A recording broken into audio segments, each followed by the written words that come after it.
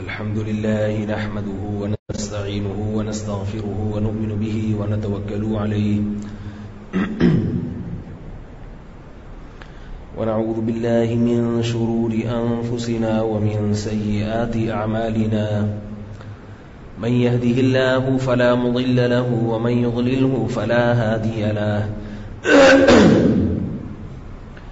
ونشهد أن لا إله إلا الله وحده لا شريك له ونشهد أن محمدا عبده ورسوله صلى الله تعالى عليه وعلى آله وأصحابه وبارك وسلم تسليما كثيرا كثيرا أما بعد فأعوذ بالله من الشيطان الرجيم بسم الله الرحمن الرحيم هو الذي أرسل رسوله بالهدى ودين الحق ليظهره على الدين كله ولو كره المشركون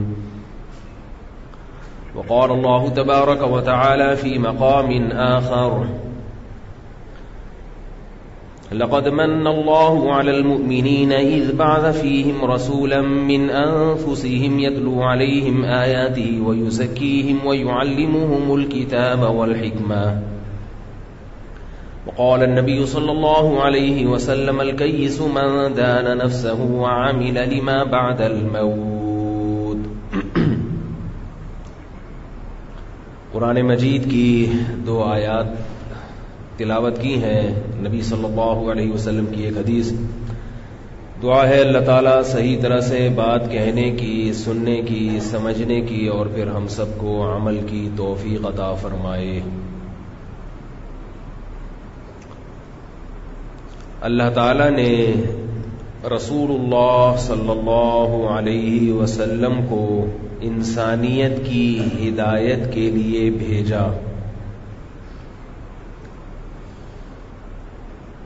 اس پر ہم سب کا ایمان ہے کہ محمد صلی اللہ علیہ وسلم کے دنیا میں آنے کے بعد تمام نبوتیں، تمام تعلیمات منسوخ ہو گئیں اور اب صحیح راستہ اگر پتہ چلے گا تو وہ صرف اور صرف محمد صلی اللہ علیہ وسلم کو فالو کرنے سے پتہ چلے گا.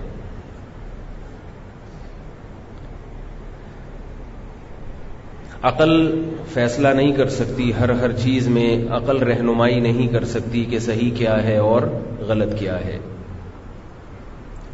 عقل کا دائرہ کار ہے مگر ایک حد تک. میں یہ نہیں کہہ رہا کہ عقل کچھ بتاتی نہیں ہے،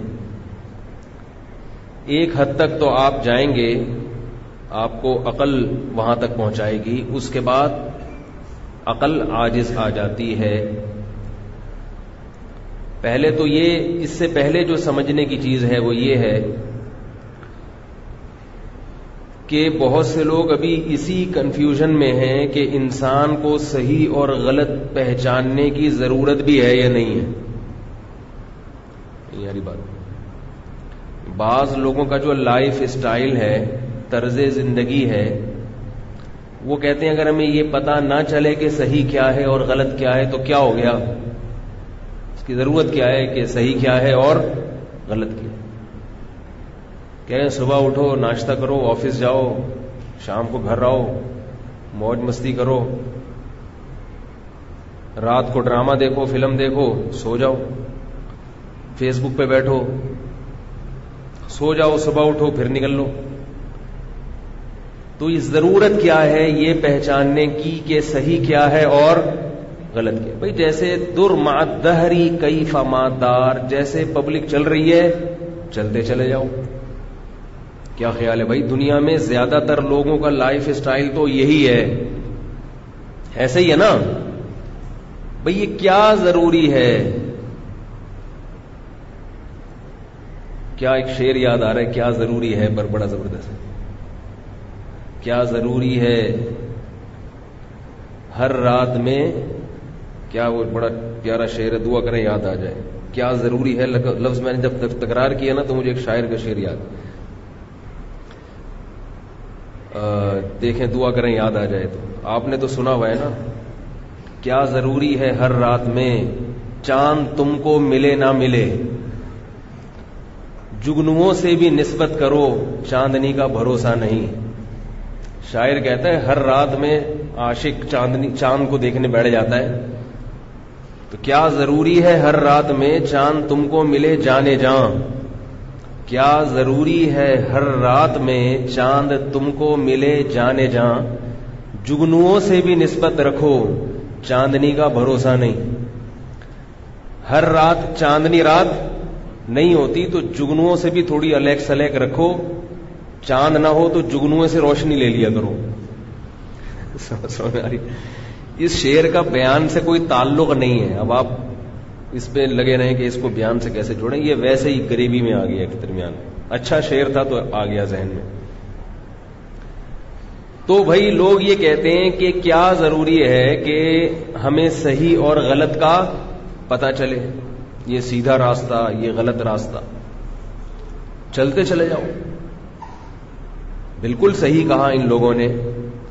اگر موت نہ ہوتی اور آخرت میں حساب و کتاب نہ ہوتا تو پھر یہ سوچ بہت اچھی تھی کہ ہمیں یہ جاننا بالکل بھی ضروری نہیں تھا کہ صحیح کیا ہے اور غلط کیا ہے. دوسری بات یہ کہ اگر یہ جاننا ضروری بھی ہے، بعض لوگوں کی رائے یہ ہے کہ جاننا تو ضروری ہے کہ صحیح کیا ہے اور غلط کیا ہے، لیکن وہ کہتے ہیں کہ صحیح کی ڈیفینیشن وہ ہے جس کو میں صحیح کہوں، اور غلط وہ ہے جس کو میں غلط کہوں.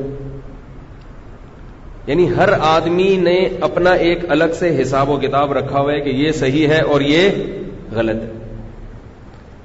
ان کی نظر میں صحیح وہ ہے جو مجھے اچھا لگے، جس کے کرنے کا میرا دل کرے، یا جس کا میری ذات کو نقصان نہ ہو. اس میں بھی بہت ساری رائے ہیں. اب دیکھو جو آدمی گٹکا کھا رہا ہے نا، وہ گٹکے کو غلط نہیں سمجھتا. اگر غلط سمجھتا ہوتا تو نہیں کھاتا. وہ کہتا ہے اس سے انسان ریلیکس ہو جاتا ہے. ٹینشن کا دور ہے، پریشانیوں کا زمانہ ہے، فکریں بہت ہیں، تو گٹکا کھانے سے طبیعت کیا ہوتی ہے؟ تھوڑی سی حشاش بشاش ہو جاتی ہے. اتنی گاڑی اردو تو گٹکا کھانے والوں کو آتی نہیں ہے، لیکن بہرحال طبیعت کیا ہو جاتی ہے؟ حشاش بشاش. جو چرس پی رہا ہے، جو شراب پی رہا ہے، اوپر سے کہے گا کہ شراب غلط ہے، مگر حقیقت میں وہ غلط سمجھتا نہیں ہے. وہ کہتے ہیں بھائی ٹینشن کا دور ہے، پریشانیوں کا دور ہے، تو اگر ہم تھوڑا سا پی کے ریلیکس ہو جاتے ہیں، تھوڑا سا غموں کو بھلا دیتے ہیں، تو اس میں کسی مولوی صاحب کے پیٹ میں مروڑ کیوں ہو رہا ہے؟ بھائی پینے سے غم چھٹ جاتے ہیں. جتنے بھی غم زدہ ہوں پی کے بھول جاتا ہے آدمی. تو ان کی نظر میں اچھا کیا ہے؟ جو مجھے اچھا لگ رہا ہے.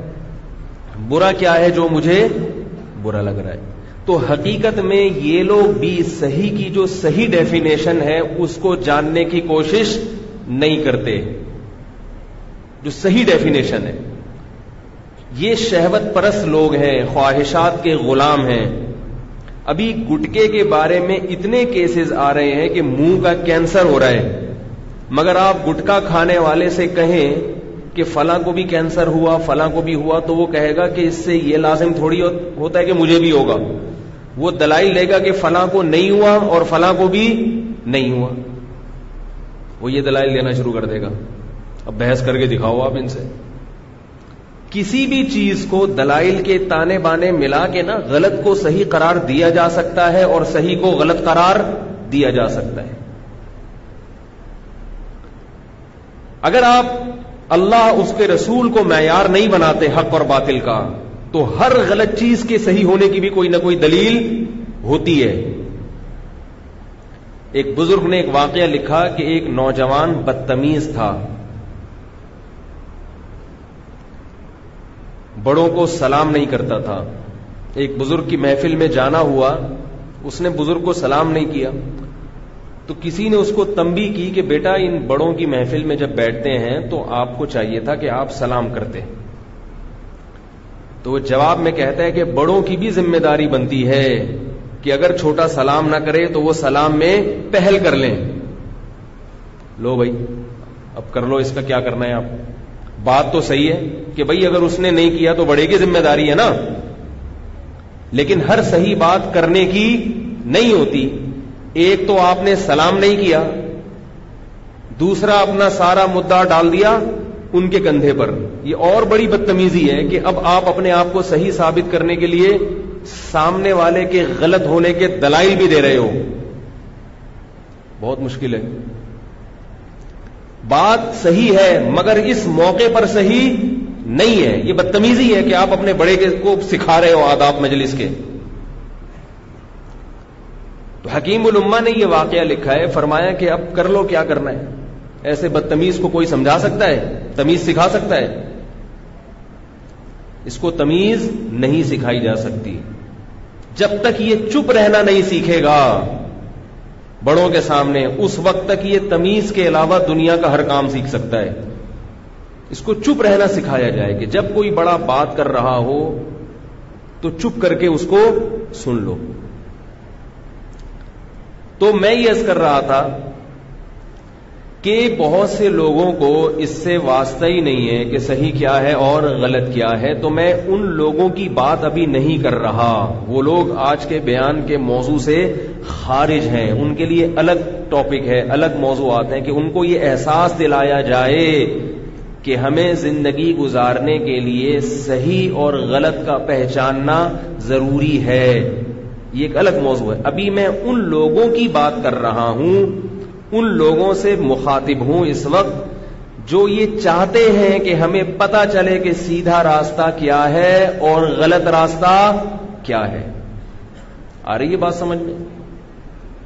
جو چاہتے ہیں کہ ہمیں ہدایت کا راستہ نظر آئے. تو ہدایت کا راستہ، سیدھا راستہ کہاں ملے گا آپ کو؟ یہ بات خوب یاد رکھیں کہ سیدھا راستہ سائنس اور ٹیکنالوجی کے راستے کو نہیں کہتے. یہ بہت بڑی جہالت ہے، گمراہی ہے جو اس ترقی یافتہ دور میں نوجوانوں کے ذہن میں بیٹھ گئی ہے.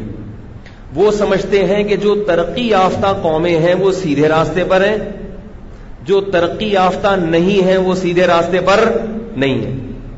یہ وسوسہ ہے، وسوسہ. ترقی ایک الگ چیز ہے. ترقی یافتہ ہونے کا تعلق، ترقی کہتے کس کو ہے؟ ترقی جو ہے نا، ترقی کہتے ہیں آج آپ کے قدم جہاں ہیں کل اس سے ایک قدم آپ آگے ہوں. اب کس چیز میں آگے ہوں؟ جو آدمی آج جس کی تنخواہ 10,000 تھی، کل اس کی تنخواہ اگلے مہینے 15,000 ہو گئی، تو اس نے ترقی کی کہ نہیں کی؟ بولو نا بھائی، کی نا. اس کی غربت تھوڑی سی دور ہو گئی. تو دولت میں اس نے کیا کر لی؟ ترقی کر لی. لیکن وہ کامیاب بھی ہوا کہ نہیں ہوا؟ یاری بات. وہ سیدھے راستے پہ بھی چل رہا ہے کہ نہیں چل رہا؟ تو ہو سکتا ہے ترقی کر کے اور گمراہ ہو گیا ہو. وہ 10,000 کماتا تھا تو 1 بوتل شراب کی پیتا تھا، 15,000 کما رہا ہے تو کتنی بوتلیں پی رہا ہے؟ 4 بوتلیں پی رہا ہے. تو ترقی تو ہوئی ہے مگر ترقی کے ساتھ سیدھے راستے سے ہٹ گیا ہے. کیسے سمجھائیں یار، کیسے سمجھائیں؟ دولت کی ترقی ایک ہے. اسی طرح تعلیم میں بھی ترقی ہوتی ہے. تعلیم میں ترقی کیا ہے؟ مختلف شعبے ہیں تعلیم کے. کوئی کمپیوٹر میں انجینئر بن رہا ہے، کمپیوٹر سائنس میں، کوئی میڈیکل سائنس میں ڈاکٹر بن رہا ہے. اب ایک آدمی آج ڈاکٹر نہیں تھا، 4 سال کا کورس کر کے وہ MBBS ڈاکٹر بن گیا تو اس نے ترقی تو کر لی. کیا خیال ہے بھائی؟ مگر کیا وہ سیدھے راستے پر ہے؟ ہو سکتا ہے وہ ڈاکٹر بن کے میڈیکل ریپ والوں سے اپنے مفاد میں بہت ساری چیزیں لیں اور لوگوں کو غلط قسم کی دوائیں لکھ کے دینا شروع کر دے. تو ہم کہیں گے ترقی تو کی ہے مگر سیدھے راستے پر نہیں ہے. سمجھ میں آ رہی ہے کہ نہیں آ رہی؟ ایک آدمی سائنسدان بنا، اور اس نے فضاؤں کو مسخر کرنے کا پروگرام بنایا. پہلے وہ چاند پہ پہنچا, ترقی کی ہے یقیناً کہ ہم زمین پہ بیٹھے ہوئے ہیں, اور وہ کہاں پہنچ گیا؟ سب سے پہلے چاند پہ قدم جو کہتے ہیں نا آرم اسٹرانگ نے رکھا تھا, غلط ہے. سب سے پہلے چاند پہ قدم ہیروئن جیوں نے رکھا ہے. حقیقت ہے, صحیح بتا رہا ہوں. ہیروئن جی اس بات کو ماننے کے لیے تیار نہیں ہے پوڈری کہ آرم اسٹرانگ چاند پر گیا تھا. پوڈری کہتا ہے کہ ہم ہر وقت کہاں ہوتے ہیں؟ چاند پہ ہوتے ہیں. اور پوڈر کا جو زمانہ ہے یہ آرم اسٹرانگ سے زیادہ پرانا ہے. تو پوڈریوں کا دعویٰ ہے کہ سب سے پہلے چاند پہ قدم کس نے رکھا ہے؟ ہم نے رکھا ہے. اور ہم سال کے 10 مہینے چاند پہ رہتے ہیں, یہ بھی ان کا دعویٰ ہے. تو خیر, اب ایک آدمی ترقی کر کے چاند پہ پہنچ گیا, ترقی یافتہ ہے, مگر چاند پہ پہنچنے سے یہ لازم نہیں آتا کہ وہ سیدھے راستے پر بھی ہے. جس راستے پر اللہ نے چلنے کا حکم دیا, جس کو فطرت کا راستہ قرار دیا گیا ہے, فطرت اللہ الذی فطر الناس علیہا, تو یاد رکھو دو چیزوں کو خلط ملط نہ کیا کرو, کیونکہ آج لوگ جیپنیز کو, فرانسیسیوں کو, امریکہ والوں کو, جاپان والوں کو ترقی یافتہ سمجھتے ہیں. کیونکہ وہ ترقی یافتہ ہیں اس لیے انہی کے راستے کو فالو کر رہے ہیں. یہ سمجھتے ہیں کہ یہ ہدایت پر ہیں, سمجھتے کہ یہ لوگ کس پر ہیں؟ سیدھے راستے پر ہیں. یہ سیدھے راستے پر ہیں, اس لیے ہمیں بھی انہی کے راستے کو فالو کرنا ہے. اور ان کو سیدھے راستے پہ سمجھتے کیوں ہیں؟ ایک غلطی تو یہ کر رہے ہیں کہ ترقی کو سیدھا راستہ سمجھ رہے ہیں, ایک غلطی تو یہ. دوسری غلطی یہ ہے کہ وہ یہ سمجھتے ہیں کہ جو سیدھے راستے پر ہوتا ہے وہی ترقی کر سکتا ہے. اگر وہ لوگ سیدھے راستے پر نہ ہوتے تو وہ ترقی نہ کرتے. اور مسلمانوں نے ترقی نہیں کی, اس کی علامت ہے کہ یہ سیدھے راستے پر نہیں ہے. یہ دوسرا غلط نظریہ ہے. کیسے سمجھا یار, بات سمجھ میں آ رہی ہے؟ دوسرا وسوسہ کیا ہے, دوسری گمراہی کیا ہے کہ لوگ یہ سمجھتے ہیں کہ اگر گورا غلط راستے پر ہوتا تو اتنی ترقی نہ کرتا, اور مسلمان سیدھے راستے پر ہوتے تو اتنے تنزل کا شکار نہ ہوتے. تو سیدھے راستے کو اور ترقی کو ایک دوسرے کے ساتھ لازم اور ملزوم کر دیا ہے. یہ بھی غلط ہے. بعض دفعہ سیدھے راستے پر ہونے کی وجہ سے آپ ترقی نہیں کر پاتے. دیکھو ہمارے سابق صدر ترقی کرتے کرتے صدر بن گئے. اگر وہ ایماندار ہوتے اتنی ترقی کرتے؟ بولو نا بھائی, بالکل نہیں کرتے, بالکل بھی نہیں کرتے. ہمارے جتنے حکمران ہیں ان میں سے اکثریت انہوں نے بہت کچھ کیا ہوتا ہے الٹا سیدھا. اگر یہ اتنا کچھ الٹا سیدھا نہ کرتے تو اتنی ترقی نہ کرتے. یاد رکھو گورے نے جو ترقی کی ہے, گورے نے جو ترقی کی ہے نا, اس ترقی کی ایک وجہ تو میں مانتا ہوں کہ ان کی دیانتداری, ایمانداری, محنت, ان سب چیزوں کا دخل ہوتا ہے. لیکن اس ترقی کی بہت بڑی وجہ ہے حکومت. جو قوم حاکم ہوتی ہے, جس کے پاس اختیارات ہوتے ہیں, وہ ترقی کرتی ہے. غلام قوم ترقی نہیں کرتی. وہ اگر ترقی کرے گی بھی تو حاکم قوم اس کی ترقی کو کیش کرا لے گی. نہیں یاری بات. اس لیے مسلمان ترقی نہیں کر رہا ہے کہ غلام ہے. آپ کے پاس پاور نہیں ہے, طاقت نہیں ہے. آپ کی خلافت عثمانیہ کو جب توڑ دیا گیا, تباہ کر دیا گیا, تو آپ بکھر گئے اور اب آپ کو جوڑنے نہیں دیا جا رہا. اور یہ جتنی ریاستیں ہیں یہ مسلمانوں کے معاملے میں سب متحد ہیں. کچھ دن پہلے جامعۃ الرشید میں ایک یونیورسٹی کے بہت سینئر پروفیسر آئے تھے, بہت سینئر. انہوں نے بتایا کہ مغرب نے ہمارے لیے جو پالیسیاں بنائی ہیں ان پالیسیوں پر ہم عمل کرنے پر مجبور ہیں, اور ان پالیسیوں پر عمل کرنے کی وجہ سے ہم ترقی کر ہی نہیں سکتے. نہیں آ رہی بات میرا خیال. انہوں نے کہا کہ پاکستان میں نئی یونیورسٹی بنانا بہت مشکل ہو گیا ہے، بہت راہ میں روڑے اٹکا دیے انہوں نے. اس کے پیچھے ایک تاریخ ہے، ورنہ حقیقی معنوں میں جو ترقی کی تھی وہ مسلمانوں نے ہی کی تھی. اس کے پیچھے ایک تاریخ ہے. آپ ایک حد سے زیادہ آگے نہیں جا سکتے اگر آپ مسلم ہیں، اگر آپ مسلمان ہیں. یہ ایک بین الاقوامی سازش ہے، اس کو اسلام کے کھاتے میں مت ڈالیں، مسلمان کے کھاتے میں مت. یہ جو جس تنزل کا ہم شکار ہیں، یہ تنزل اسلام کی وجہ سے نہیں ہے یا مسلمانوں کی وجہ سے نہیں ہے. یہ تنزل اس لیے ہے کہ وہ ہم کو آگے بڑھنے نہیں دے رہے. میں اس کی ایک مثال دیتا ہوں، ایک مثال. اس پر کہنے کے لیے بہت کچھ ہے کہ آپ کو سائنس اور ٹیکنالوجی کے میدان میں آگے بڑھنے نہیں دیا جا رہا ہے، آپ کو بڑھنے نہیں دیا جا رہا آگے. تعلیم کے نام پہ قرضے دیے جاتے ہیں مگر تعلیم پر پابندی ہے. قرضے سے تو مقصد ہوتا ہے جکڑ لو ان کو اور مقروض بنا بنا کے ان کو غلام بناؤ.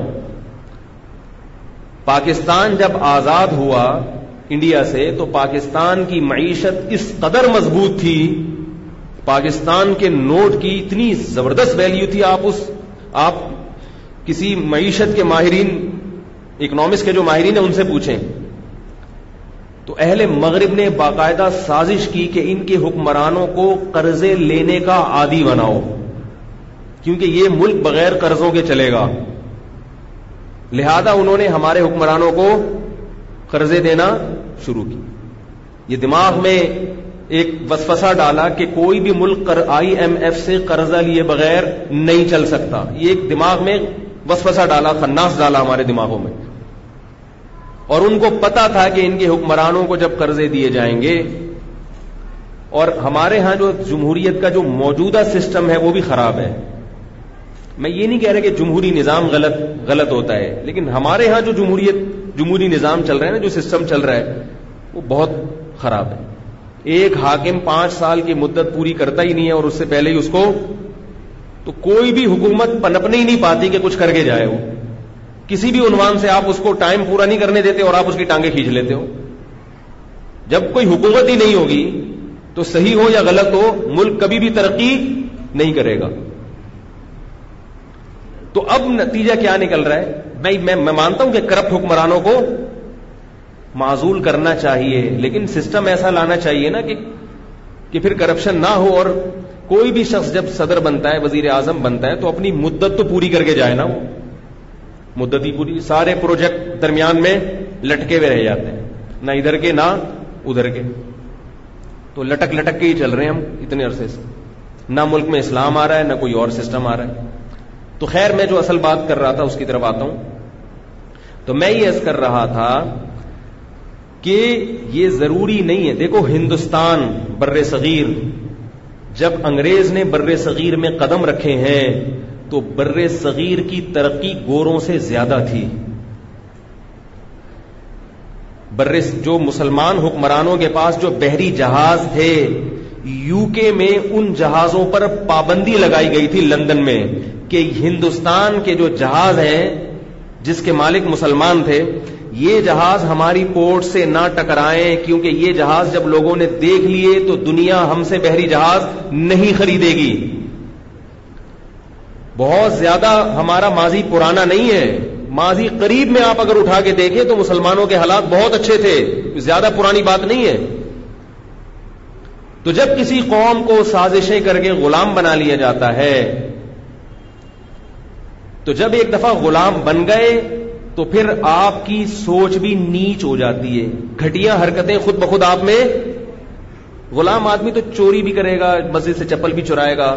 اب یہ جو پاکستانی اور انڈین جا کے پوری دنیا میں انڈیا اور پاکستان کو بدنام کرتے ہیں نا، اس بدنام کی وجہ اسلام نہیں ہے، بلکہ اس بدنامی کی وجہ غلامی ہے. غلامی، نیچ حرکتیں. اور یہ ہمیں آئی ہے اوپر سے. یہ کہاں سے آئی ہیں؟ یہ چوری چکاریاں حکمرانوں سے آتی ہیں، کیونکہ ایسے حکمران مسلط کر دیے گئے جو گھٹیا خاندانوں کے تھے، نیچ خاندانوں کے تھے. آپ اپنے باپ دادا سے پوچھیں، پاکستان جب بنا تھا تو اس وقت رشوت کا ریشو 0 تھا، 0. لوگ ملک اور قوم کی خدمت کا جذبہ رکھتے تھے، غیروں سے زیادہ جذبہ رکھتے تھے. لیکن جب ایک جونیئر اپنے سینئر کو چوری کرتے ہوئے دیکھے گا تو خود بخود یہ چوری جونیئر میں بھی آئے گی. تو ان لوگوں کی پالیسی یہ ہوتی ہے کہ اوپر کے طبقے کو کنٹرول کرو، نیچے والا خود بخود کرپٹ ہو جائے گا، بگڑ جائے گا خود. یہ بڑی سازشیں ہیں جس پر ایک الگ باقاعدہ موضوع پر بیان کی ضرورت ہے. خیر میں اپنی اصل بات کی طرف آتا ہوں. تو میں یہ عرض کر رہا تھا کہ ترقی ضرور ہونی چاہیے، ترقی بہت اچھی چیز ہے، مگر ترقی کا اس سے تعلق نہیں ہے کہ جو قوم سیدھے راستے پر ہوگی وہ وہی ترقی کرے گی. دیکھو فرعون ظالم تھا اور بنی اسرائیل اس کے غلام تھے. ترقی کس کے پاس تھی؟ بولو بھائی، فرعون کے پاس. پالیسیاں کس کی چلتی تھیں؟ فرعون کی چلتی تھی. سیدھے راستے پر کون تھے؟ بولو نا یار، کیا ہو گیا بھائی؟ بنی اسرائیل تھے، حالانکہ غلام تھے. اس سے بھی پتہ چلتا ہے کہ ہدایت یافتہ لوگ غلام بھی بن سکتے ہیں بعض دفعہ. کیوں؟ اس کی وجہ یہ کہ جو سیدھے راستے پر ہوتا ہے اس کی تھوڑی کوتاہیوں کو بھی اللہ پکڑتے ہیں، اس کو دنیا میں بھی سزا ملتی ہے. مسلمان کے اصول اور کافروں کے اصول الگ ہیں. کافر اگر کرپشن کرے گا، کافر اگر اللہ کی نافرمانی کرے گا تو ضروری نہیں کہ دنیا میں سزا ملے، بلکہ عین ممکن ہے نافرمانی کر کے اور ترقی کرے وہ، کیونکہ وہ اللہ اس کے رسول کو مانتا نہیں ہے. اس کا شمار اللہ کے باغیوں میں ہوتا ہے. ان کو اللہ نے ایک وقت تک کے لیے مہلت دی ہوئی ہے، جبکہ مسلمان کے لیے ضروری ہے کہ وہ اپنے مذہب کو فالو کرے، کیونکہ وہ مذہب کا نمائندہ ہے، وہ اللہ کا زمین میں نمائندہ ہے. اگر وہ مذہب کو فالو نہیں کرے گا تو وہ ان اصولوں پہ چل کے ترقی نہیں حاصل کر سکتا جن اصولوں پہ چل کے کافر ترقی حاصل کرتے ہیں. اور یہ اگر مذہب سے بغاوت کرے گا اس کو دنیا میں سزا ملے گی. بنی اسرائیل کی مثال ہمارے سامنے ہے. یعقوب علیہ السلام کی اولاد، پیغمبروں کی اولاد، ان میں کتنی زبردست خصوصیتیں ہوں گی، لیکن مصر میں حکومت کس کو ملی؟ فرعون کو.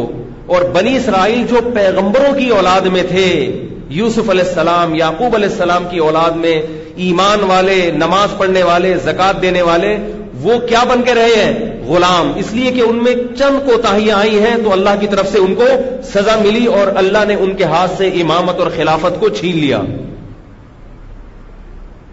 تو ترقی میں کون تھا؟ فرعون. مگر ہدایت پہ کون تھے؟ بنی اسرائیل. جنت میں کون گیا؟ بولو نا بھائی، بنی اسرائیل. تو اس لیے کہہ رہا ہوں کہ بہت زیادہ احساس کمتری کا شکار ہونے کی چنداں ضرورت نہیں. ترقی بھی کریں لیکن اگر نہیں ہو رہی تو یہ نہیں سمجھے کہ میں جہنم میں چلا جاؤں گا. سمجھ رہے ہو؟ جہنم میں انشاءاللہ اللہ نے چاہا تو نہیں جائیں گے، اور چلے بھی گئے تو پٹ پٹا کے اللہ نے چاہا تو انشاءاللہ نکل جائیں گے. کوشش کریں بغیر پٹے جنت میں چلے جائیں، کوشش یہی کریں. تو خیر یہ تو کچھ وسوسے ہیں جو لوگوں کے دماغ میں گھومتے ہیں. ان میں سے ہر وسوسے پر ایک الگ موضوع بنا کر بیان کی ضرورت ہے. ابھی میں اصل موضوع کی طرف آ رہا ہوں. یہ تھوڑا سا اصل موضوع دماغ میں ڈالنے کے لیے یہ تمہید ضروری تھی. تو میں یہ عرض کر رہا تھا کہ میں خطاب ان لوگوں سے کر رہا ہوں اس وقت جو چاہتے ہیں کہ ہمیں سیدھا راستہ پتا چلے. تو ترقی کو سیدھے راستے کے ساتھ خلط مت نہ کریں، کیونکہ جب میں یہ بات چلاؤں گا نا تو آپ کے دماغ میں وہی آئے گا، یار تو وہ الگ چیز ہے، سیدھا راستہ الگ چیز. زنا کرنے والا اللہ کی نظر میں گمراہ ہے. زنا کرنے والا اللہ کی نظر میں گمراہ ہے. تو وہ زنا کرتے ہی نہیں کرتے، وہ زنا کرتے تو وہ کہاں سے سیدھے راستے پر ہو سکتے ہیں بھائی؟ شرک کرنے والا، اللہ کو نہ ماننے والا اللہ کی نظر میں گمراہ ہے. تو وہ تو اللہ کو نہیں مانتے، اور اگر مانتے بھی ہیں تو ایسا مانتے ہیں کہ ماننا نہ ماننا برابر.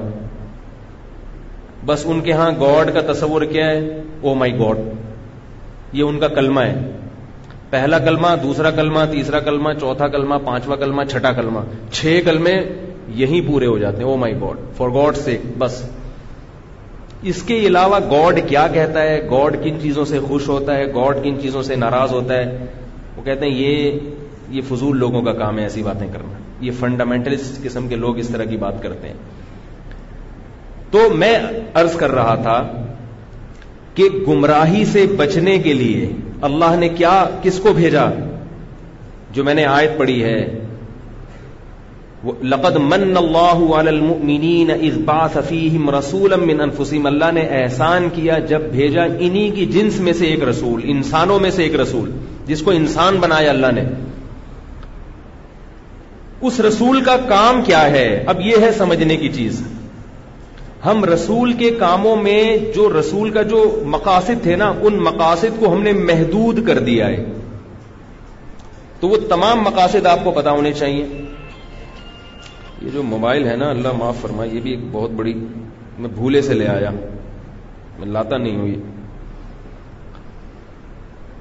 تو رسول کا جو کام ہے وہ کیا ہے؟ وہ ان آیتوں میں اللہ نے بتایا۔ یتلو علیہم آیاتہ، پہلی ذمہ داری رسول کی یہ ہے کہ وہ اللہ کی آیات پڑھ کر سنائیں گے۔ سمجھ رہے ہو؟ پہلی ذمہ داری رسول کی کیا ہے؟ جو قرآن نازل ہو رہا ہے، رسول کیا کریں گے؟ وہ پڑھ کے سنائیں گے۔ اب جب رسول کی ذمہ داری ہے پڑھ کے سنانا، تو صحابہ کی ذمہ داری کیا ہے؟ سن کے بھول جانا؟ بولو بھائی، بلکہ اس کو زبانی یاد کر کے اگلی نسل کو منتقل کر دینا۔ پھر اس اگلی نسل کی ذمہ داری کیا ہے؟ بھول جانا؟ بولو نا یار، یہ بہت اہم بات کر رہا ہوں۔ آپ کہیں گے پتہ نہیں کیا فضول باتیں لے کے بیٹھ گیا یہاں پہ۔ آگے پہنچانا نا، اس نسل کی ذمہ داری کیا ہے؟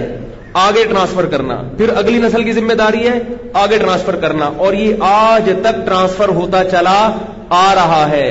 جتنے حافظ آپ دیکھیں گے ان کا سلسلہ، جو استاذوں کا سلسلہ ہے، محمد صلی اللہ علیہ وسلم سے جا کے ملتا ہے، درمیان میں ایک سیکنڈ کے لیے بھی توقف اور انقطاع نہیں ہے اس میں۔ وہ الگ بات ہے حافظ کو اپنا سلسلہ یاد ہو یا نہ ہو، ایک الگ بات ہے، لیکن ہے ضرور کچھ حافظوں کو یاد ہوتا ہے کہ بھئی میں نے فلاں استاد سے پڑھا قرآن، انہوں نے فلاں سے پڑھا، انہوں نے فلاں سے پڑھا، انہوں نے فلاں سے پڑھا، اور یہ سلسلہ کہاں جا کے ملتا ہے؟ محمد صلی اللہ علیہ وسلم۔ جس حافظ کا یہ سلسلہ نبی سے نہ ملے اس کا قرآن معتبر نہیں ہے۔ وہ کہ میں نے گوگل سے اٹھایا ہے، میں نے یہاں سے اٹھایا ہے، ایسا نہیں ہوتا، یہ سینہ بسینہ چلتا ہے۔ اور اگر گوگل سے بھی اٹھایا تو گوگل میں بھی کسی نے ڈالا ہوگا نا، تو گوگل استاذ نہیں ہوا بلکہ وہ استاذ ہوا جس نے وہاں ڈالا ہے۔ پہلی ذمہ داری کیا ہوئی؟ یتلو علیہم آیاتہ۔ دوسری ذمہ داری وَيُعَلِّمُهُمُ الْكِتَابَ، نبی کتاب پڑھ کے سنائیں گے بھی اور ساتھ ساتھ سکھائیں گے بھی۔ حالانکہ صحابہ کرام عربی جانتے تھے، انہی کی زبان میں قرآن نازل ہوا، لیکن بتایا جا رہا ہے کہ یہ قرآن سکھائے گا کون؟ بولتے کیوں نہیں یار؟ بندوق ہے، پولیس تو آ نہیں رہی، بندوق دکھا کے اب میں بات کروں گا آپ لوگوں سے۔ یعلمہم الکتاب، نبی کیا کریں گے؟ کتاب سکھائیں گے۔ کیا خیال ہے؟ پتہ یہ چلا کہ عربی آنے سے قرآن نہیں آتا۔ غامدی صاحب کی بات خود بخود آ رہی ہے، میرا موضوع نہیں تھا یہ۔ غامدی صاحب حدیث کو کہیں تو کہتے ہیں کہ حدیث حجت ہے، کہیں کہتے ہیں حدیث حجت نہیں ہے۔ جب اپنی مرضی سے ایک طرف جانا ہوتا ہے تو وہ ادھر حدیث لے آتے ہیں، نہیں جانا ہوتا تو حدیث کو۔ بہرحال سائنس سے کیا پتہ چلتا ہے کہ قرآن سکھائے گا کون؟ نبی۔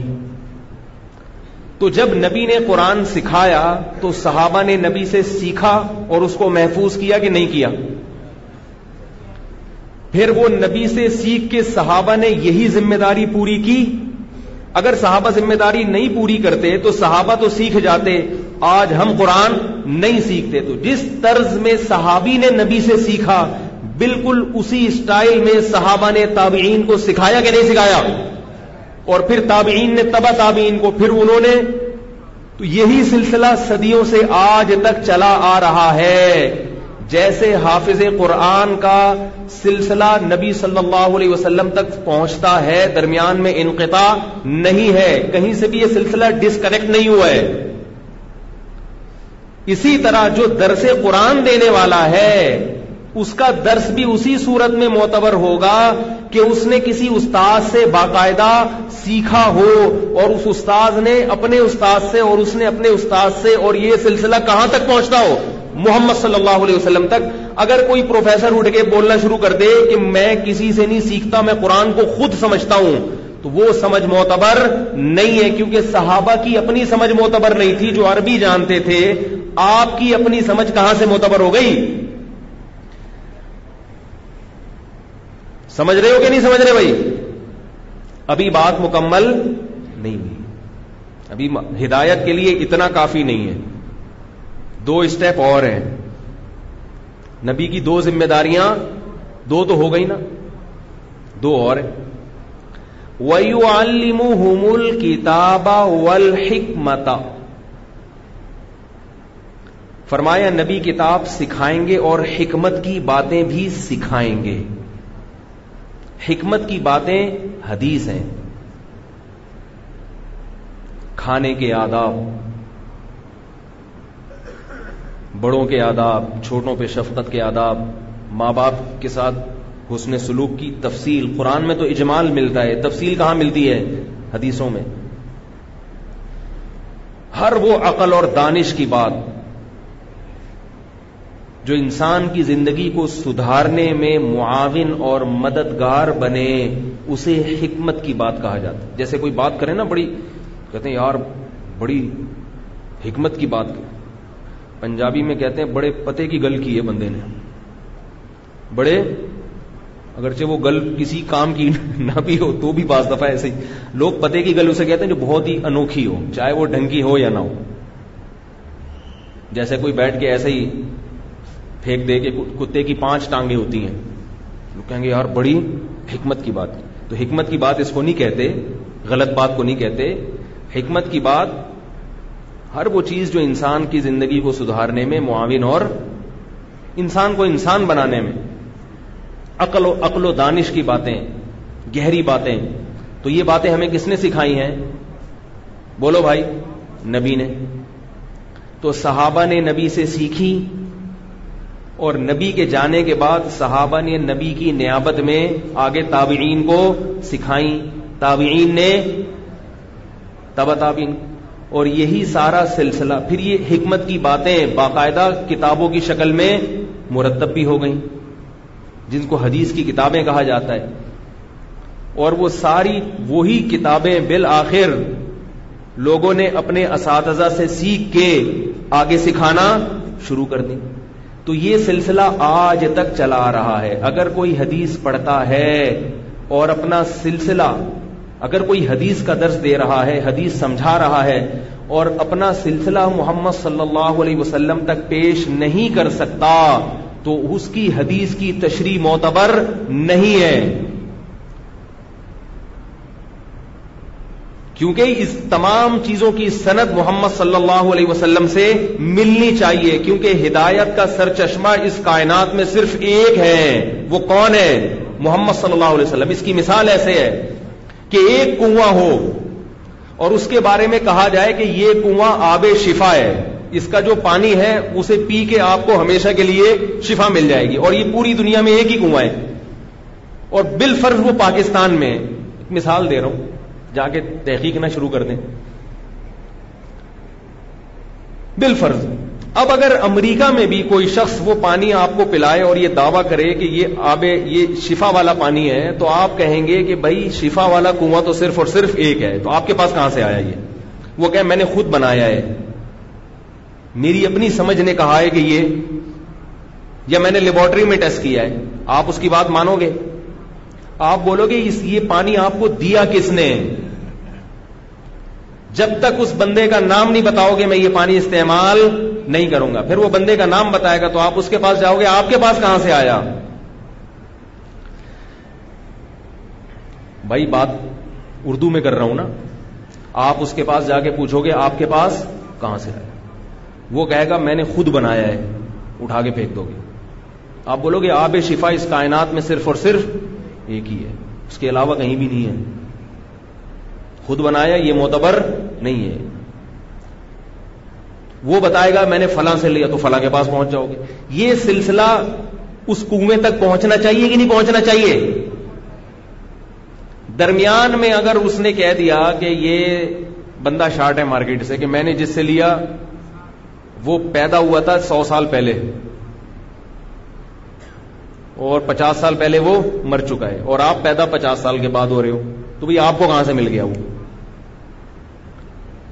تو اس لیے جب تک آپ کا سلسلہ حدیث کے باب میں محمد صلی اللہ علیہ وسلم تک نہیں ملتا، آپ حدیث سمجھانے کے اہل نہیں ہیں، حدیث پڑھانے کے اہل نہیں ہیں، آپ غلط تشریحات کرو گے حدیث کی۔ چوتھی چیز جو سب سے اہم ہے، جس پر میں آج بیان کرنے کے لیے بیٹھا تھا، تمنا مختصر سی ہے مگر تمہید طولانی۔ ان تین چیزوں کو تو لوگ کسی حد تک مانتے ہیں، چوتھی چیز میں گڑبڑ ہو رہی ہے۔ ساری گڑبڑ کہاں ہو رہی ہے؟ چوتھی چیز میں، اور ساری گمراہی یہاں سے پھیل رہی ہے۔ اگر یہ چوتھی چیز نہ ہو تو بقیہ تین چیزوں میں آپ کی سند بھی اچھی ہو، اس کے باوجود آپ گمراہی پھیلاؤ گے۔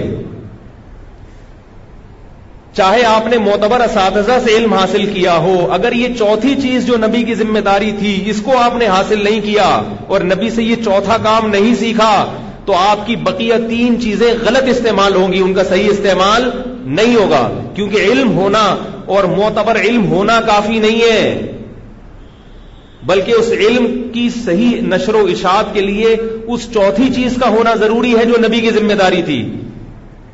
وہ چوتھی چیز کیا ہے؟ وَيُزَكِّيهِمْ، نبی ان کا تزکیہ کریں گے۔ تزکیہ کسے کہتے ہیں؟ پاک صاف کر دینا، باطنی اور ظاہری نجاستوں سے پاک صاف کرنا، دل کی اصلاح کر دینا، دل سے دنیا کی محبت نکالنا، اللہ کی محبت پیدا کرنا، دل میں اخلاص اور للہیت کا پیدا کر دینا، دل میں حب جاہ، حب مال، مال کی محبت، لالچ، شہرت اور نمود و نمائش کی چاہت اور تکبر، یہ جو غلیظ اور خبیث بیماریاں ہیں، ان بیماریوں کو دل سے بولو بھائی نکال دیں۔ ایک آدمی نے معتبر علم حاصل کیا کسی باقاعدہ مدرسے سے، قرآن کا بہت بڑا حافظ بنا، قرآن کا بہت بڑا عالم بنا، اور علم بھی ایسے علماء سے حاصل کیا جن کا سلسلہ محمد صلی اللہ علیہ وسلم تک پہنچتا ہے۔ معتبر علم بھی آ گیا، حدیث کا معتبر علم بھی آ گیا، قرآن کے الفاظ بھی یاد ہو گئے، سبع شرح قاری بن گیا، قرآن کی تعلیم بھی آ گئی، اور تیسری چیز علم حدیث بھی حاصل ہو گیا، سب کچھ حاصل ہو گیا، مگر تزکیہ نہیں ہے، دل میں لالچ ہے، تو وہ صحیح بات کرے گا؟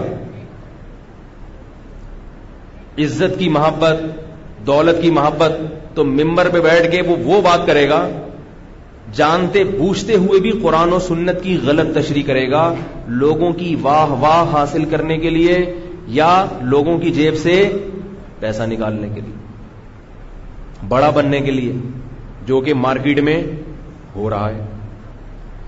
صحیح علماء بھی ہیں، غلط علماء بھی ہیں، تو غلط بھی تو عالم ہی ہوتے ہیں، انہیں کوئی جاہل تھوڑی کہتا ہے، جاہل ہوتے تو اتنی باتیں کیسے کرتے میڈیا پہ آ کے؟ پڑھے لکھے ہوتے ہیں، سب پتا ہوتا ہے، مگر پبلک کو خوش کرنے کے لیے۔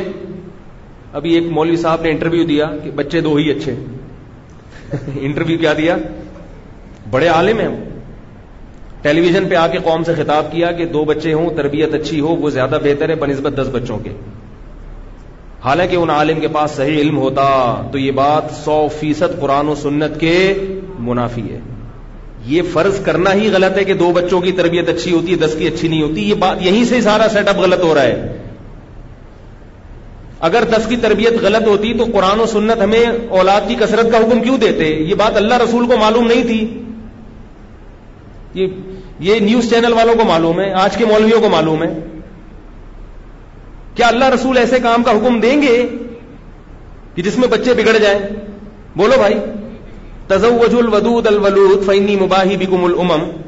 ایک صحابی نبی کے پاس آئے کہ ایک عورت ہے، بانجھ ہے، میں نکاح کر لوں؟ فرمایا نہیں۔ فرمایا خوبصورت بھی ہے، دولت مند بھی ہے، اتنا اچھا رشتہ نہیں ملے گا؟ نبی نے فرمایا نہیں۔ دوبارہ آئے، یا رسول اللہ انی اصبت امرأة ذات حسن وجمال وذات منصب ومال، 4 خصوصیات ہیں، کسی عورت میں 4 صفات کا جمع ہونا عام طور پر ناممکن ہوتا ہے. خوبصورت بھی ہو, دولت مند بھی ہو, عزت والی بھی ہو, اونچے خاندان کی, اور منصب والی بھی ہو. لیکن لاکن لہا لا تلد, فرمایا اولاد نہیں ہوگی. آپ صلی اللہ علیہ وسلم کہہ سکتے تھے ایک اس سے کر لو, دوسری, اس زمانے میں تو 4 شادیوں کا رواج تھا, دوسری کر لینا اولاد ہو جائے گی, اس سے کیا ہے. آپ نے دوبارہ فرمایا نہیں. تیسری دفعہ آئے, میری اور آپ کے پاس کوئی تیسری دفعہ آتا, ہم کہتے جا بھائی جان چھوڑ یار, کر لے یار, بچے تو مقدر میں ہوتے ہیں, ہو گئے تو ہو گئے, نہیں ہوئے تو نہیں ہوئے, دوسری شادی کر لینا, اس سے بچے ہو جائیں گے. تیسری دفعہ آئے, یا رسول اللہ خوبصورت بھی ہے, دولت مند بھی ہے, 4 صفات بار بار ریپیٹ کر رہے ہیں. آپ نے فرمایا نہیں. اور تیسری دفعہ منع کرنے کے بعد کیا فرمایا, تزوج الودود الولود, ایسی عورت سے نکاح کرو کثرت سے بچے جنتی ہو, کثرت سے, اور محبت کرتی ہو شوہر سے, کیونکہ محبت کرے گی تو اولاد پیدا کرنے کے لیے تیار ہوگی, ورنہ تیار نہیں ہوگی. آگے فرمایا فإنی مباہی بکم الامم, تمہاری کثرت پر قیامت کے دن فخر کروں گا. یہ جو تربیت کے نعرے لگائے جا رہے ہیں نا, یہ ایک زہریلی ٹافیاں ہیں جو میٹھے شیرے میں ڈبو کے آپ کو کھلائی جا رہی ہیں. اس پر ایک الگ موضوع پر بات کروں گا میں کسی وقت, کہ تربیت کا مفہوم کیا ہے اور زیادہ بچوں کی تربیت آسان کیسے ہوتی ہے. یہ ایک الگ ٹاپک ہے, اس پر میں بات کروں گا انشاءاللہ. آپ کہیں گے یہ کیسی بات ہے بھائی, اتنے سارے کیسے ہیں؟ وہ بھائی بچے خود ایک دوسرے کو زیادہ اچھا طرح سنبھالتے ہیں. بہن بھائی آپس میں ایک دوسرے کو لاشعوری طور پر جو میسج دیتے ہیں, جو تربیت کرتے ہیں, وہ والدین نہیں کرتے. سنبھالنا بھی آسان ہوتا ہے, یہ بھی پونی ہے, وسوسہ ہے کہ زیادہ ہوں گے تو سنبھالنا مشکل ہوگا. میں اپنی آپ کو مثال دوں کہ میری جس زوجہ کے زیادہ بچے ہیں ان کو کہیں بھی تقریب میں لے جانا آسان ہے, کیونکہ باقی سب آپس میں ایک دوسرے کو سنبھال لیتے ہیں. جن کے ایک آدھ ہے ان کو لے جانا مشکل ہے, وہ بچے کو کہاں چھوڑ کے جائیں, بچے کو کس کے پاس چھوڑ کر جائیں, کہیں سفر پہ نہیں جا سکتے. تو یہ کل نہیں ہے جو میں نے بھی, اس پہ کمنٹس آنا شروع ہو جائیں گے لوگوں کے. کمنٹس کرنے سے پہلے پورے بیان کا انتظار کریں. جب پورا بیان کروں نا, ہر اشکال کا جواب میرے پاس الحمدللہ موجود ہے. تو آج کل مولوی لوگوں نے بھی بہت سے ٹی وی میں آ کے میڈیا کو خوش کرنے کے لیے کہنا شروع کر دیا کہ بچے 2 ہی اچھے, اور خود وہ 8 ہیں جنہوں نے یہ انٹرویو دیا ہے. خود کتنے ہیں؟ 8 ہیں. میں نے کہا اگر 2 اچھے تھے تو آپ کیوں پیدا ہوئے؟ مجھے اندازہ ہوا کہ ان کے ہاں کم از کم 2 ہی ہونے چاہیے تھے. 2 ہوتے تو یہ اس قسم کا بیان دینے والا کوئی تیسرا پیدا نہ ہوتا. اور ایک بات یاد رکھو, یہ جو تربیت ہے نا, تربیت ہدایت کی 2 قسمیں ہیں, ہدایت کبرا اور ہدایت صغرا. یہ بہت اہم بات ہے. لوگ کہتے ہیں بچے ضدی ہوتے ہیں, زیادہ ہوں گے تو یہ ہوں گے, وہ ایک الگ بحث ہے. ضدی ودی نہیں ہوتے, بلکہ وہ زیادہ ریلیکس ہوتے ہیں, کیونکہ ان کو پاس کھیلنے کودنے کے لیے بہن بھائی زیادہ ہوتے ہیں, تو خوش رہتے ہیں وہ. فرض کر لو کہ ضدی بھی ہیں, تو ہدایت کبرا کہتے ہیں وہ ہدایت, ایمان والی ہدایت کو. اللہ کی نظر میں ہر مومن سیدھے راستے پر ہے. بڑی جو ہدایت ہے وہ اس کو حاصل ہے, چاہے وہ چور ہو چاہے وہ ڈاکو ہو. بڑی ہدایت الحمدللہ اس کے پاس حاصل ہے, اس کو ملی ہوئی ہے بڑی ہدایت. کیونکہ دنیا میں بڑی گمراہی ہے اللہ کا انکار کرنا, اللہ کے پیغمبروں کا انکار کرنا. یہ بغاوت ہے, یہ ہے اصل گمراہی. مسلمان اگر گمراہ ہوتا ہے تو چھوٹے درجے کا گمراہ ہے. بات نہیں آ رہی میرے خیال ہے سمجھ میں, یہ گمراہی چھوٹے درجے کی ہے. تو اگر کوئی ایسے ملک میں رہتا ہے کہ اس کو یہ خوف ہے کہ میرے بچے کافر پیدا ہوں گے, اس کو حکم ہے کہ نسل روک لے, کیونکہ یہاں بچے کیا پیدا ہو رہے ہیں؟ بگڑے ہوئے. اور اگر اس کو یہ ہے کہ مسلمان بچے ہوں گے میرے, پھر یہ بڑی ہدایت حاصل ہے, چاہے وہ ضدی ہوں چاہے وہ کچھ بھی ہوں, کیونکہ وہ اللہ کو بہرحال مان رہے ہیں. ان کا شمار باغیوں میں. دیکھو ایک ہوتے ہیں ریاست کے قوانین کو فالو کرنے والے, وہ اچھے شہری کہلاتے ہیں. کچھ ہوتے ہیں ریاست کے قوانین کو فالو نہیں کرتے, مگر ہوتے وہ بھی ملک کے شہری ہیں, اور ریاست ان کا بھی خیال کرتی ہے. امریکہ کا کوئی شخص کسی دوسرے ملک میں جرم کرے یا قانون کی خلاف ورزی کرے, امریکہ اس کا ساتھ دیتا ہے کہ نہیں دیتا؟ ریمنڈ ڈیوس جو تھا نا, کیا نام تھا اس کا, بھول گیا, ریمنڈ ڈیوس, اس کو امریکہ نے عزت کے ساتھ بلایا کہ نہیں بلایا, حالانکہ اس نے جرم کیا تھا. لیکن اس کے باوجود وہ چونکہ امریکہ کا باغی نہیں تھا تو امریکہ اس کو سپورٹ کر رہا ہے کہ نہیں کر رہا آخری دم تک؟ بولے بندہ ہمارا ہے چاہے اس نے غلطی کی ہو. تو یاد رکھو جو اللہ کو ماننے والے لوگ ہیں وہ غلط بھی ہو تو اللہ کہتے ہیں بندے میرے ہیں، میرے بندہ ہمارا ہے. جرم کا مقدمہ ہوگا چلے گا لیکن آئے گا کہاں؟ جنت میں. بندہ اپنا ہے، اپنا آدمی ہمارا ہے. غلطی کی ہے تو کیا ہوا؟ 2-3 لگائیں گے اس کو. جیسے اولاد اگر غلطی کرتی ہے، چرسی ہو، ہیروئنچی ہو، باپ کیا کرتا ہے؟ پہلے محبت سے سمجھائے گا بھائی تو کیا کر رہا ہے یار، مجھے بدنام کر رہا ہے. تو اللہ بھی کہتے ہیں کہ تم اسلام کو بدنام کر رہے ہو، انسان کے بچے بن جاؤ. مگر باپ اس کی آخری دم تک اصلاح کی کوشش کرے گا، اور باپ اگر باپ ہوگا تو گھر سے پھر بھی نہیں نکالے گا. لیکن محلے والے کا بچہ آئے گا تو وہ کتنا ہی نیک کیوں نہ ہو، وہ بولے گا چل نکل یہاں سے. کون ہے بھائی تو نے مجھے باپ ہی نہیں مانتا، میں کسی لحاظ سے تیرا باپ ہی نہیں ہوں. تو دنیا کی ہر حکومت کا یہ قانون ہے کہ اپنے لوگوں کو بہرحال بچانے کی آخر دم تک کوشش کی جاتی ہے. تو بڑی ہدایت جو حاصل ہے وہ ہر مسلمان کو حاصل ہے. آپ کے بچے جب تک مسلمان پیدا ہو رہے ہیں تو تربیت کے زیادہ بکھیڑوں میں مت پڑ، کوشش پوری کرو تربیت کی. لیکن خدا کی قسم اگر مسلمان پیدا ہو رہا ہے تو بڑی تربیت اس کو حاصل ہے، بڑی ہدایت اس کو حاصل ہے. اس کا پیدا ہونا نہ ہونے سے بہرحال بہتر ہے، اسلام کے لیے بھی مسلمانوں کے لیے بھی. اور اس پر میرا جو کلپ بنے گا نا اس پر کمنٹس کرنے والوں سے گزارش ہے کہ ابھی گالیاں دینے سے پہلے پورے بیان کا انتظار. میری بات ابھی آدھی ہوتی ہے وہ مخالفت میں، ابے مولویوں کا تو کام ہی ہے یہ بچے پیدا کرنا، ابے یہ تو ان کے تو چندوں پہ چلتے ہیں، یہی کمنٹس آنا شروع ہو جاتے ہیں. ابے یہ تو ہوتا ہی ایسے، ابے ان کا تو ایک نے کہا کہ ابے یہ تو پتہ نہیں کیسے رکھتے ہیں گھر میں عورتوں کو، خام خامے بیٹھ کے فالتو پھینکنا شروع کر دو. میں ایسے لوگوں سے کہتا ہوں اگر تم تیسرے نمبر پر پیدا ہوئے تھے تو کاش تمہارے ابا نے دوسرے کے بعد بچے بند کرا دیے ہوتے، کاش بند کرا دیے ہوتے. تو اس قسم کی باتیں سننے کو، خود کمبختو تیسرے نمبر پہ پیدا ہوئے تو 2 بچے اچھے کا کیسے نعرہ لگا رہے ہو؟ بات سمجھ میں آتی ہے؟ جو 7ویں نمبر پہ پیدا ہوا ہے وہ کیسے کہہ سکتا ہے کہ 2 بچے اچھے؟ خدا کے بندو 2 بچے اچھے تو تمہیں زندگی کی نعمت نہ ملتی. اور جتنے لوگ دنیا میں پیدا ہو چکے ہیں اپنے بارے میں ہر آدمی کہتا ہے کہ اللہ کا شکر ہے میرے ماں باپ نے برتھ کنٹرول نہیں کیا تھا، میں پیدا ہو گیا تھا، چاہے وہ چور اور ڈاکو ہی کیوں نہ ہو. وہ کبھی نہیں کہتا کہ تربیت نہیں ہوتی تو مجھے پیدا نہیں ہونے. زندگی اتنی بڑی نعمت ہے، تو جیسے آپ کے والدین کی وجہ سے آپ کو یہ نعمت ملی ہے تو مزید نسل کو روکنے کی کوشش مت کرو. جو ایمان والا پیدا ہو، اللہ چاہتے ہمارے ذریعے سے نسل کو پیدا کرے، کیونکہ یہ دنیا ابھی جو کمپٹیشن چل رہا ہے نا، ایک اور میں ایک صاحب مجھے کہنے لگے کہ اگر بچے زیادہ ہونے سے اچھی تربیت ہوتی اور ترقی ہوتی تو یہودیوں کی نسل تو بہت تھوڑی ہے مگر پوری دنیا پہ حکومت کر رہے ہیں، اور فلسطینیوں کی آبادی کتنی زیادہ ہے مگر غلام بنے ہوئے ہیں. یہ دلیل ہے. اس کا جواب سنیں. یہودیوں کی نسل کم ہے اسی وجہ سے پوری طرح کنٹرول نہیں کر پا رہے، اور فلسطینیوں کی نسل زیادہ ہے اسی وجہ سے اتنی تنگ دستی کے باوجود بھی پورا کنٹرول یہودیوں کے ہاتھ میں نہیں آ رہا ہے. کیسے سمجھائیں؟ فلسطین جو تھوڑا بہت بچا ہوا ہے وہ آبادی کی کثرت کی وجہ سے بچا ہوا ہے، اور یہودی جو پوری طرح ابھی تک کنٹرول نہیں کر پا رہے وہ آبادی کی قلت کی وجہ سے. یہ بات آپ کی سمجھ میں نہیں آ رہی مگر یہودی کی سمجھ میں آ رہی ہے. اس سے جا کے پوچھو، وہ کہتا ہے میں اپنی نسل بڑھانا چاہتا ہوں اور فلسطینیوں کی نسل کم کرنا چاہتا ہوں. نہیں آ رہی بات؟ یہودی چاہتے ہیں کہ ہمارے ہاں 2 بچوں والا فلسفہ ختم ہو، 20 بچے ہوا کریں، اور فلسطینی کتنوں پہ آ جائیں؟ 2 بچوں پہ. تو اگر یہ آپ کی تربیت والی باتیں اور ترقی والی باتیں آپ کی صحیح ہوتی تو یہودی ہماری نسل بڑھانے کے لیے ہمیں مشورے دے رہا ہوتا. جیو پہ، ایکسپریس نیوز پہ یہ بات چل رہی ہوتی کہ بچے زیادہ ہونے چاہیے. وہ کہہ رہے ہیں بچے کم ہونے چاہیے، اس کا مطلب ہے زیادہ ہونے چاہیے.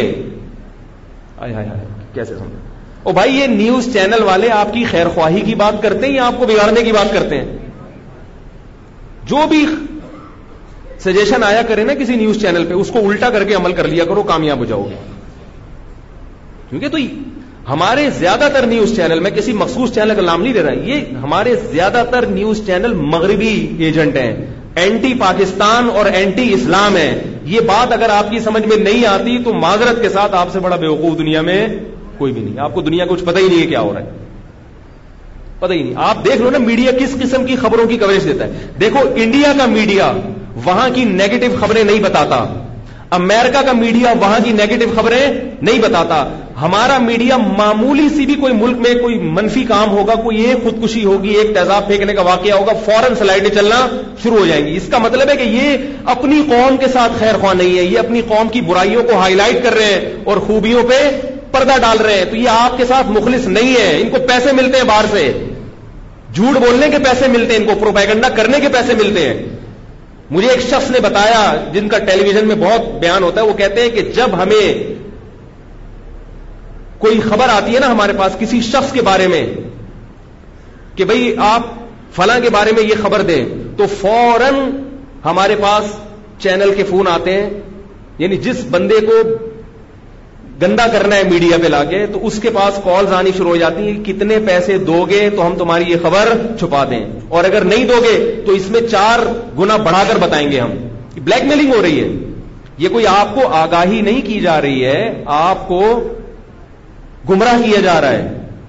ذرا سی خودکشی کی خبریں اتنی ہائی لائٹ کرنے کی کیا ضرورت ہے؟ جس کا نہیں بھی پروگرام ہوتا وہ بھی خودکشی کرنے کی طرف سوچتا ہے. یار جب وہ لٹک کے گر سکتا ہے, وہ کھمبے سے چپک سکتا ہے, تو میں چپک گیا تو کیا ہو گیا؟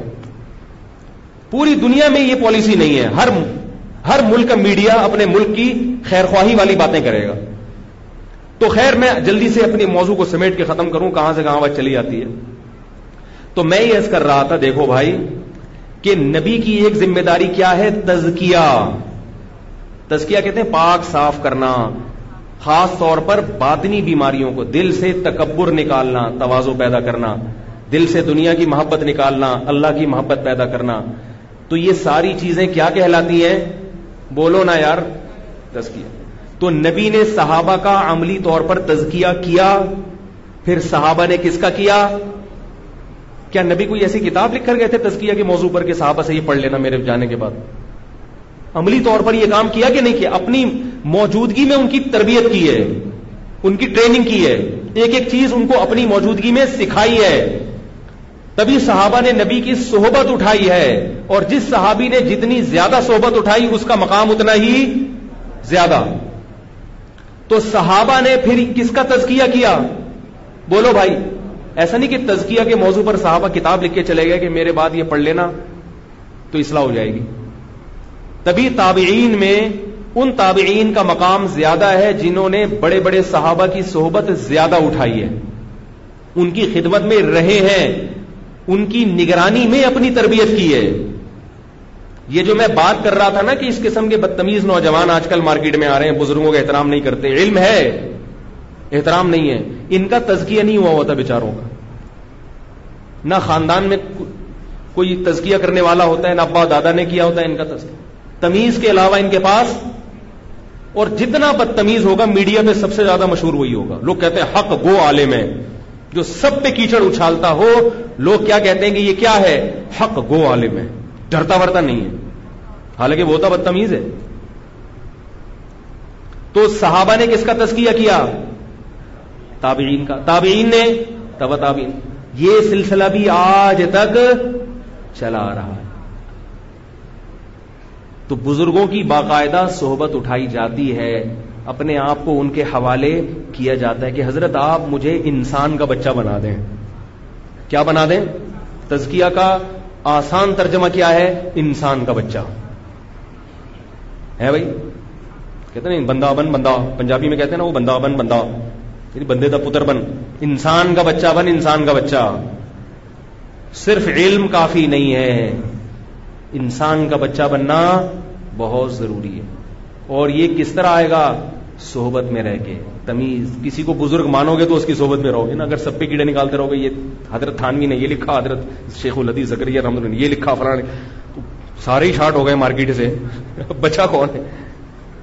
تو یاد رکھو, جیسے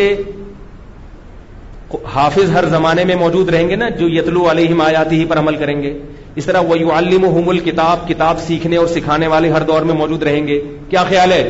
اسی طرح حکمت کی باتیں سیکھ کر سکھانے والے ہر دور میں موجود رہیں گے. اسی طرح تزکیہ جن کا ہو چکا ہو اور وہ لوگوں کا تزکیہ کر رہے ہوں, یہ لوگ بھی ہر دور میں موجود رہیں گے. یہ لوگ جب دنیا سے اٹھ گئے تو اللہ اس عالم کو ایک سیکنڈ کے لیے بھی برداشت نہیں کرے گا, تباہ کر دے گا. یہ ہے وہ تزکیہ. جو کہاں ہوتا ہے؟ بزرگوں کی صحبت میں. تو اس لیے اہل اللہ سے تعلق قائم کرنا، ان کی ڈانٹ ڈپٹ کھانا، ان کی کڑوی کسیلی برداشت کرنا، اپنے خلاف سننا، یہ بہت ضروری ہے. تو یہ 4 چیزیں جب تک نہیں ہوں گی آپ سیدھے راستے کے علاوہ بہت سارے راستوں پہ چلو گے، سیدھے راستے پہ نہیں چل سکتے آپ. آ رہا ہے سمجھ؟ پولیس تو بلوانی نہیں پڑے گی. تو یہ 4 چیزیں ضروری ہیں. اہل اللہ کی صحبت، تبلیغ میں بھی یہی دیا جاتا ہے آپ کو بھائی اہل اللہ کی صحبت. اب تبلیغ میں جتنی تگڑی جماعت کی صحبت ہوگی اتنے ہی تگڑے. جملہ تو مکمل کر دیا کرو یار، آپ لوگ تو میرا تزکیہ کر رہے ہو یہاں بیٹھ کے. جتنے تگڑے، دیکھو ایک آدمی تبلیغ میں 3 دن کے لیے جاتا ہے لیکن جاتا اپنے جیسوں کے ساتھ ہے، اس کے وہ اثرات نہیں ہوں گے کیونکہ سارے گٹکے والے ہیں. اور جاتا ہے بزرگوں کے ساتھ جن کا تزکیہ ہو چکا ہے، ان کے ساتھ 1 دن لگانا اور ویسے 4 مہینے کی جماعت میں چلنا 1 دن زیادہ بہتر ہوگا. جس صحابی نے، جس شخص نے نبی کی صحبت میں 1 سیکنڈ گزار دیا، کیا کوئی تابعی عبادت کر کے اس شخص کے برابر ہو سکتا ہے؟ صرف انہوں نے کیا ہے کہ نبی کی صحبت میں تھوڑا ٹائم گزارا ہے، تو نبی اس کائنات میں سب سے افضل، تو ان کی 1 سیکنڈ کی صحبت بھی سب سے افضل، 1 سیکنڈ کی صحبت بھی سب سے افضل. اور یاد رکھو اہل اللہ کی صحبت کے لیے ضروری نہیں کہ وہ آپ کو نصیحتیں کریں. میری کوشش ہوتی ہے کہ جب میں عمرے پر جاؤں، کبھی عمرے پہ جانا ہو تو کوئی ہمارے بزرگوں میں سے اگر کوئی جا رہا ہو ان کے ساتھ تشکیل کراؤ جن سے میرا اصلاحی تعلق ہے. حالانکہ مجھے پتا ہے کہ وہ نصیحتیں وہ چپ رہتے ہیں زیادہ تر. کوئی بات نہیں، کسی بزرگ کی صحبت میں بیٹھ کے چپ رہ لو نا، یہ بہت بڑی، اس سے کافی تزکیہ ہو جاتا ہے. ہر وقت بولتے رہنا، ہر وقت نصیحتیں کرتے رہنا یہ بھی غلط ہے. چپ رہنے کا عادی ہونا یہ بڑی نعمت ہے اللہ کی. بزرگ ہیں چپ. ہمارے حضرت مفتی رشید احمد صاحب جب آیا کرتے تھے نا آدھے گھنٹے کی مجلس میں، چپ رہتے تھے آدھا گھنٹہ، ہم چپ کر کے بیٹھے رہتے تھے. چپ رہتے تھے، وہ اپنا چپ کے کام کیا، السلام علیکم وعلیکم السلام، ختم مجلس. اس کا بڑا فائدہ ہوتا تھا، بہت فائدہ ہوتا تھا. چپ رہنا سیکھتا ہے انسان. وہ جو میں نے بدتمیز نوجوان کا واقعہ سنایا تھا شروع میں کہ اس سے کہا کہ آپ نے بڑوں کو سلام کیوں نہیں کیا، تو اس نے کہا اگر میں نے نہیں کیا تو ان کی ذمہ داری بھی تھی. اس میں برائی کیا تھی؟ چپ رہنا نہیں آتا تھا اس کو. آپ کو کچھ ضرورت سے زیادہ چپ رہنا آتا ہے، تو اس میں کیا برائی تھی؟ بولو بھائی، چپ رہنا نہیں آتا تھا. جب کوئی بولنے کا کہہ رہا ہو تو پھر چپ رہنا عبادت نہیں ہے، ذہن میں رکھیں. تو تزکیہ جو ہے نا، تزکیہ اہل اللہ کی صحبت میں، چاہے وہ تبلیغ کے ذریعے ہو، چاہے کسی خانقاہ میں جا کر ہو، چاہے خانقاہ کا لیبل نہ ہو، ویسے ہی کسی بزرگ کے پاس آنا جانا رکھو. خواتین سوال کرتی ہیں ہمیں کیسے یہ صحبت میسر ہوگی؟ تو بھائی جیسے صحابیات کو ہوتی تھی. تو یہ ضروری نہیں ہے کہ خواتین کسی جو ہے وہ نامحرم مرد کے پاس جا کے بیٹھے ہیں، یہ تو ان کے لیے نقصان دہ ہے. ان سے اصلاحی تعلق قائم کرنا، ان کے سامنے اپنے حالات کو بیان کرنا، اس سے خواتین کی اصلاح ہوتی ہے. اور خواتین کے لیے ایک گزارش یہ ہے کہ جوان شیخ سے اصلاحی تعلق کے بجائے بوڑھے شیخ سے اصلاحی تعلق رکھیں. نہیں یاری بات میرا خیال ہے. خواتین کے فون آتے ہیں حضرت آپ سے اصلاحی تعلق قائم کرنا چاہتی ہوں. میں کہوں پھر میں کس سے تعلق قائم کروں گا بھائی اپنی اصلاح کے لیے؟ اگر آپ ہم سے اصلاحی تعلق قائم کریں گی کوئی جوان عورت، تو ہم کس سے اصلاحی تعلق قائم کریں گے بھائی؟ ہمیں اپنی اصلاح کے لیے پھر مزید زور لگانا پڑے گا. تو اس لیے ہماری جان معاف کرو. ویسے بھی میں اصلاحی تعلق نہیں قائم، مجھے اجازت ہے، بیعت ہی نہیں ہے. لوگ کہتے ہیں کیوں نہیں ہے؟ تو بھائی میری اپنی اصلاح نہیں ہوئی اس لیے نہیں ہے اجازت. اجازت بیعت جب ملتی ہے جب آپ کی اپنی اصلاح ہو چکی ہوتی ہے. اس لیے مجھے خود اصلاحی تعلق کسی کو اپنے آپ سے کروانے کی، بیعت کروانے کی اجازت نہیں ہے. باتیں کرنا تو ایک الگ موضوع ہے نا. باتیں کرنا آسان ہے، اصلاح اپنی کرنا، دوسروں کی کرنا مشکل کام ہے. تو خواتین کیا کریں؟ کسی بوڑھے آدمی سے، بوڑھے بزرگ سے اصلاحی تعلق قائم کریں، اس میں فتنہ کم ہے. سمجھ رہے ہو کہ نہیں سمجھ رہے؟ بوڑھے علماء سے اصلاحی تعلق قائم کریں. ان کے تبھی تبلیغ میں خواتین میں جو بیان کروایا جاتا ہے نا خواتین کی جماعت میں، اس میں ہدایات ہوتی ہیں کہ نوجوان عالم سے نہ ہو، بوڑھے عالم سے بیان کروایا جائے. ایک احتیاط، کیونکہ بین الاقوامی کام ہے تو اس میں احتیاط کے پہلو کو ترجیح دی جاتی ہے. لیکن بہرحال ہماری ذمہ داری ہے کہ ہم اہل اللہ کو تلاش کریں اور ان سے تعلق قائم کریں، ان کی صحبت میں رہیں، ان کی ڈانٹ کھائیں، ان کی کڑوی کسیلی برداشت کریں، ان کی جوتیاں سیدھی کریں، تاکہ ہمارا نفس مرے اندر سے.